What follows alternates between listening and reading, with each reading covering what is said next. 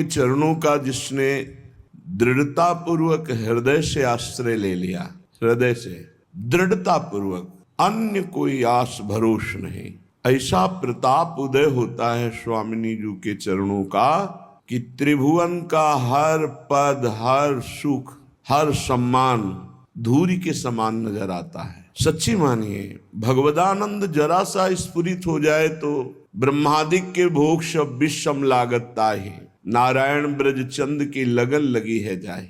बुरी सखी जी कह रही हैं, जिसने चरणों का आश्रय लिया उसके अंदर एक लोभ जागृत हो जाता है, कब हम श्री जी को देखें।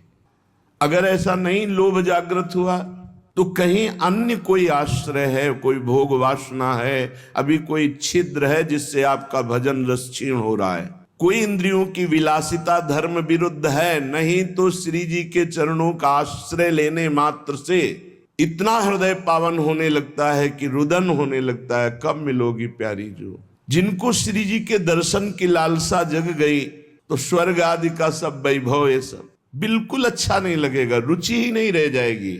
अब तो एक ही नशा चढ़ता है, कोई प्यारे जू की बात सुना दे। एकमात्र युगल सरकार से हमारी मित्रता, हमारा परिचय, हमारी आशा का विषय एकमात्र युगल सरकार, किसी और की तरफ आंख उठाकर भी नहीं देखना। हमसे चूक हो जाएगी यदि किसी और को अपना मान लिया।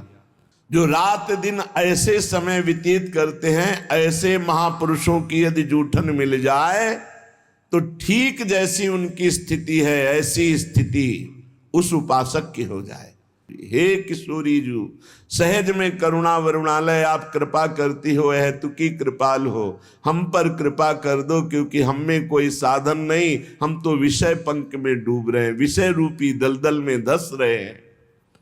भोरी सखी समझना, प्राय ये विकल ही रहती, जो पद देखो वो हाय हाय स्वामिनी जो कम मिलोगी कम।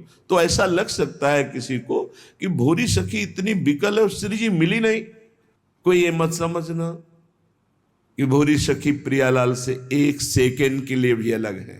नेत्र भर के प्रतिपल रूप पान करते हुए, निरंतर समीप रहते हुए भी ऐसा आभास होता है कभी मिले नहीं, और वो मिलने की छटपटाहट, ये प्रेम। मेरा मन प्रेम रस से तृप्त है, छका हुआ है। हर समय कुंज निकुंजों में प्यारी जू की चरणों के पीछे डोलता है, और कहीं यमुना का पावन पुलिन नहीं छोड़ता। प्रतिपल अपने आराध्य देव युगल सरकार की रूप माधुरी देखकर अपने तन मन बलिहार करता रहता हूं। बाके बिहारी के साथ मेरी स्वामिनी जी गलवैया दिए हुए डोल रहे हैं, मैं उनके पीछे पीछे, मेरा मन प्रेम रस में छका है। उपासक की जो विरह अवस्था होती है वो मिलन में अमिलन, बिना विराग के अनुराग जागृत नहीं हो सकता। ये दृढ़ गांठ बांध ले। भजन में तन्मयता है तो आप ये पकड़ पाओगे। कभी कभी भजन के आनंद में आप उमंगन में हैं और उसी समय मन निकल करके किसी विषय में फंसा देगा, क्योंकि आनंद में आप, और अगर सावधान साधक है तो बचा लेगा, नहीं तो कई दिन का अंतराय पड़ सकता है उस आनंद में स्थित होने के लिए। वैरागी पुरुष के हृदय में अनुराग का प्रादुर्भाव होता है। ऐसा नहीं कि रागी पुरुष के हृदय में हो नहीं सकता, अगर वो रागी का राग प्रभु की तरफ बदल जाए तो बहुत जल्दी अनुराग हो जाए। हमारी विशेषता तभी है जब हम प्रभु से अपनापन करके भजन परायण होकर धर्म पूर्वक जीवन व्यतीत करें। अगर हरि शरणम नहीं, भजन नहीं, तो उनसे खर माने गधा, सूकर, सुअर और श्वान कुत्ता, कुत्ता सुअर गधा अच्छे। हे प्रभु, संसार में जो जीव तुम्हारा नहीं हुआ उसका जीवन व्यर्थ है, व्यर्थ है। वो काम क्रोध लोभ मोह मद इनसे मत्सर, इनसे जलता रहेगा, जल जाएगा। ये भोग हमारे समय को नष्ट करते हैं, सार्थक नहीं करते। अगर सत्संग नहीं सुना जाए तो चाहे जहां रह जाए बुद्धि भ्रष्ट हो जाती है। हृदय से कह रहा हूं, अगर नाम जप नहीं करोगे, भगवान का आश्रय नहीं लोगे, तो ऐसी हवा है माया की तुम्हें कोई नहीं बचा सकता। वो आपसे ऐसे आचरण, ऐसी क्रियाएं करा देगी जिस, अगर भगवान के आश्रित हो, चूक हो भी जाती है, निंदा हो भी जाती है, अपमान हो भी जाता है, तो एक शब्द याद रखो, नामे भक्ता प्रणश्यति। भगवान कह रहे मेरे भक्त का नाश नहीं हो सकता। रात न प्रभु चित चूक किए की, करत सुरत सै बार हिए की। चूक हो गई, भगवान संभाल देंगे, उनकी प्रबल प्रचंड माया है।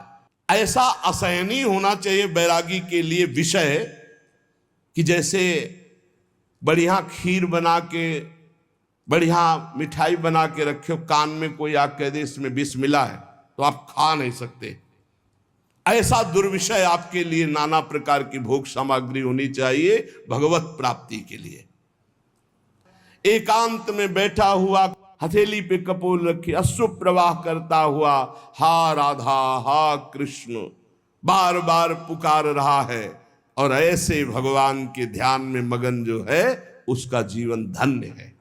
चाहे वो वृंदावन में हो, चाहे वो किसी भी देश का वासी हो, कहीं भी रह रहा हो, जो भगवान के चिंतन में सुप्रवाह करके निर्विषय चित्त से भगवान के ध्यान में तन्मय है, धन्याति धन्य उसका जीवन है। आप सच्ची मानिए, जो भक्त होता है वो क्रियाएं नहीं देखता है, भक्त कारण तत्व को देखता है। इसका कारण क्या है? ये जो क्रिया हुई इसका कारण क्या है? किसी में दोषों की बाहुल्यता होती, गुण बहुत कम होते हैं, किसी में गुणों की बाहुल्यता होती, दोष बहुत कम होते हैं। कि हमारे संपर्क में जो भी व्यवहार करने वाले व्यक्ति आवे, हमें ऐसा व्यवहार करना चाहिए, पहला तो भगवत भाव, इनमें प्रभु हैं, ऐसी भावना, अपने को बचा लोगे आप उनके दुर्व्यवहार से। और दूसरी बात, जब ये पता चले कि दुष्ट स्वभाव का है तो इतना मृदु व्यवहार करो कि तुम्हारे व्यवहार से उसके दुष्ट स्वभाव में कमी आवे और सत स्वभाव बढ़ने लगे। तब तो तुम माने जाओगे भगवान का भजन करने वाले। तुम जलती आग में और पेट्रोल डालने वाली बात करोगे तो उसकी दुष्टता और बढ़ जाएगी। दुष्टता को साधुता के द्वारा दमन करके उसकी साधुता को बढ़ानी चाहिए, जिससे उसका तमोगुण घटे, सतोगुण बढ़े। तो ये तुम्हारी भागवतिक सेवा बन जाएगी। भोगों में तो निराशा कर लो, जगत में निराशा कर लो, लेकिन परमार्थ में निराशा नहीं होनी चाहिए। हमारे हृदय में निराशा आ गई परमार्थ से तो फिर पतित हो जाएंगे। निराशा ना आने पावे भगवत मार्ग में, किसी भी स्थिति में अगर निराशा आ रही हो तो फौरन किसी संत महात्मा से मिलो। जिसको सत्संग मिल गया, अब निश्चित हो गया उसे भगवत प्राप्ति हो जाएगी। बस सत्संग छोड़ना नहीं, सत्संग पकड़े रहना। और सत्संग मिलने के बाद जब भजन में रुचि बने तो समझना चाहिए सत्संग मिला है। अगर भजन में रुचि नहीं तो सत्संग नहीं है। विचारवान संतों की अनुभवयुक्त वाणी का सत्संग जो सुनो, उसे बिल्कुल अक्षरशः अपने जीवन में उतारो। भगवान कहते हैं कि ये शब्द स्पर्श रूप रस गंध में 5 ज्ञानेंद्रियां लेकर मन सदैव विचरण करता रहता है। अगर आप इनको भगवान को अर्पित कर दें तो बंधन मुक्त हो जाए, या ज्ञान से युक्त हो जाए, तो जो तत्व को जानने वाला उपासक है उसको कोई कर्म नहीं बांध पाता। कैसे नहीं बांध पाता? वो कर्म करता हुआ भी नहीं बंधता।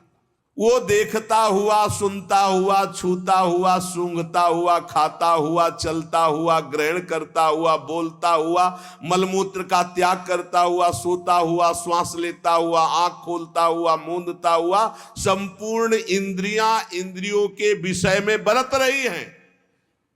इंद्रियां इंद्रियों के विषयों में है, पर वो कुछ नहीं कर रहा, उसे कोई भी फर्क नहीं पड़ेगा। ये है सिद्धावस्था। देखना नेत्रेंद्री का कार्य है, सुनना श्रोत्रेंद्री कान से, स्पर्श करना स्पर्श का, और सूंघना ये घ्राणेंद्री, और स्वाद लेना मीठा खट्टा चरफरा रसना रसेंद्री। ये इंद्रियां रस ले रही हैं, आप इनके दृष्टा हैं, आप थोड़ी भोग रहे हैं। स्वाद आप नहीं ले रहे, रसेंद्री ले रही। पर जब आप स्वाद ले रहे होते हैं रसेंद्री में तन्मय होकर, तब आपको ये ज्ञान नहीं होता, और ज्ञानी को ज्ञान रहता है। अब चलना ग्रहण करना, बोलना और मलमूत्र का त्याग करना, ये कर्मेंद्रियों से होता है। कर्मेंद्रिय और ज्ञानेंद्रियों को हम जानने वाले, हम कर्मेंद्रिय और ज्ञानेंद्रिय नहीं है। लेकिन जब शौच लगती है तो आप तदात्म होते हैं कि मुझे मल त्याग करना है। और ज्ञानी को शौच लगती है तो वो भी शौचालय जाता है, पर उसको पता है कि मुझे नहीं, ये कर्मेंद्रिय का विषय है, ये वेग आया है, सुविधा है, हो गया। और जो इस भाव से भी ऊपर उठ गया उसे अवधूत स्थिति कहते हैं। तो जो नींद है ये अंतःकरण का विषय है, ये अपना विषय नहीं है। श्वास लेना ये प्राणों का विषय, अपना विषय नहीं। आंख खोलना, मूंदना, ये प्राणों के अंतर्गत ही आती। प्राण शक्ति से ही आंख खुलती है, आंख मूंदती है। ज्ञानेंद्रियां, कर्मेंद्रियां, अंतःकरण, प्राण, उप प्राण, ये मैं नहीं हूं। मैं भगवान का अंश, निर्मल, आप्त काम, पूर्ण काम, चेतन, सहज सच्चिदानंद हो। इन्हीं में तन्मयता करके हमारी दुर्गति हो गई है। संपूर्ण क्रियाएं प्रकृति से प्रकृति में हो रही हैं। शरीर प्रकृति का, इंद्रिया प्रकृति का, मन प्रकृति का, बुद्धि प्रकृति का, प्राण प्रकृति के, प्रकृति का प्रकृति में। आप इसमें तन्मयता करके कर्ता भोक्ता भावन के दुर्गति को प्राप्त हो रहे हैं। स्वयं के द्वारा कोई भी क्रिया न कभी हुई है, ना होगी और ना भी है। अकर्ता आप है तो फिर आपको दंड कैसे मिला? तन्मयता के कारण। आपने इन कर्मों के कर्ता भाव को स्वीकार किया और तन्मय हो गए। यही कर्ता भाव हमको हटाना, चाहे भक्ति से हटा ले, चाहे ज्ञान से हटावे।